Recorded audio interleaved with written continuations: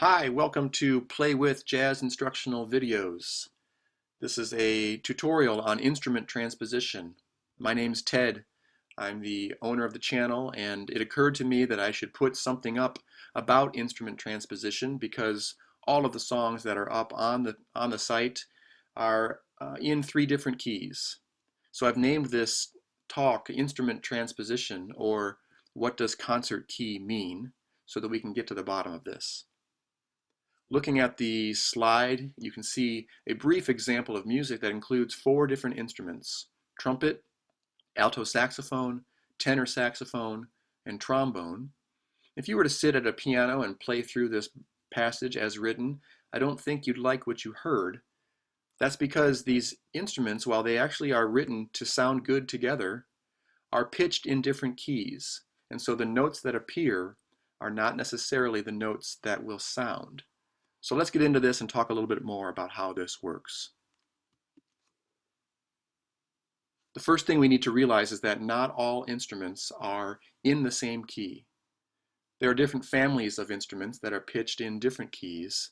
Some of the more common ones in the world of jazz are C instruments like the piano, the guitar, the bass, trombone, even tuba and flute.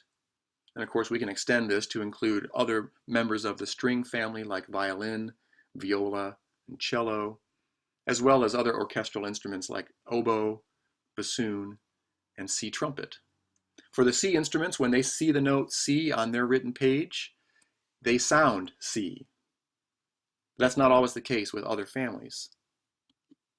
For B-flat instruments like the B-flat trumpet, which is the most common trumpet in jazz, the clarinet, the tenor saxophone, the soprano saxophone, when these instruments see the note C, they don't sound as C, they sound as another note.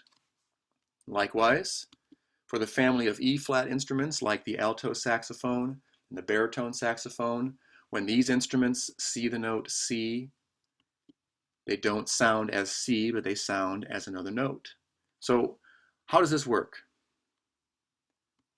Well, it's important to know that there is a difference between the written pitch and the sounding pitch for these other families of instruments.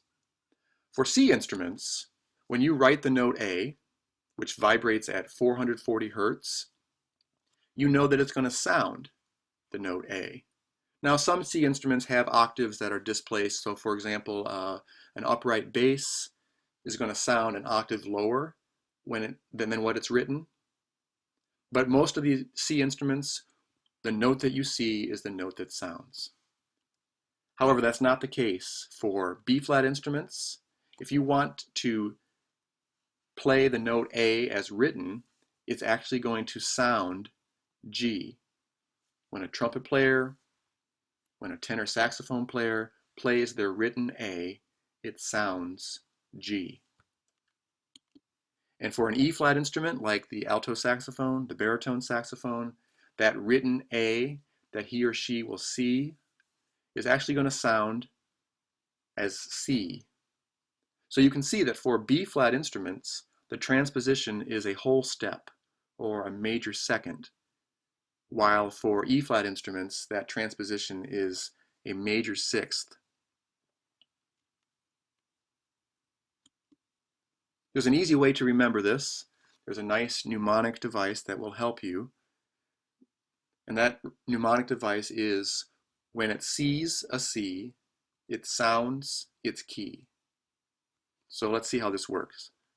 For C instruments, piano, etc., when a C instrument sees the note C, it sounds its key. It sounds as C. For B-flat instruments like trumpet and tenor saxophone, when they see a C, it sounds B-flat. It sounds its key. And you can see there's that major second or whole step difference between the seen written pitch and the B-flat sounding pitch.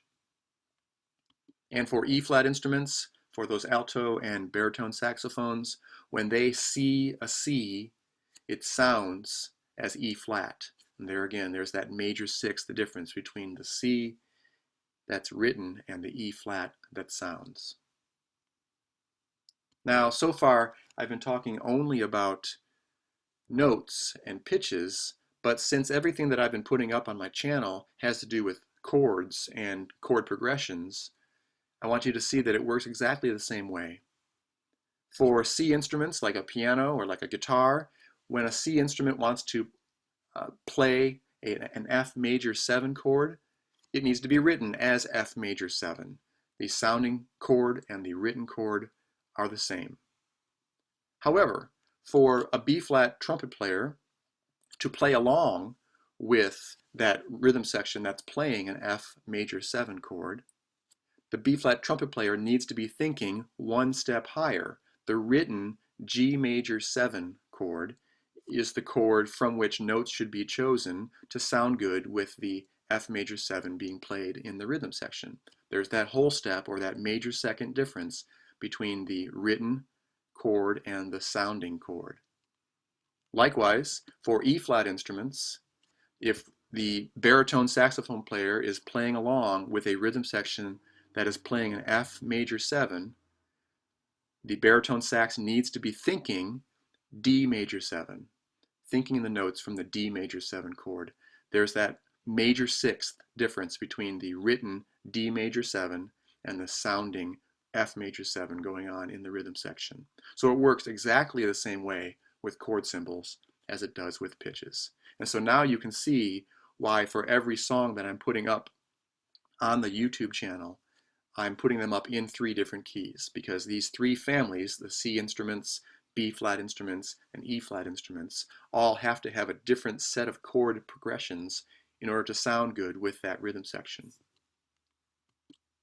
Finally, to wrap up, I refer to these songs as being in a particular concert key. So I'll say that such and such song is in B-flat concert, or such and such song is in concert A-flat. So what does that mean? I'm simply referring to the C instrument key of the piece, from which B-flat instrument and E-flat instrument players can reference and figure out, okay, what key is that for us? So when I say concert B-flat, for C instruments, that's just B-flat major. The sounding pitch and the written pitch, the sounding chord and the written chord are the same.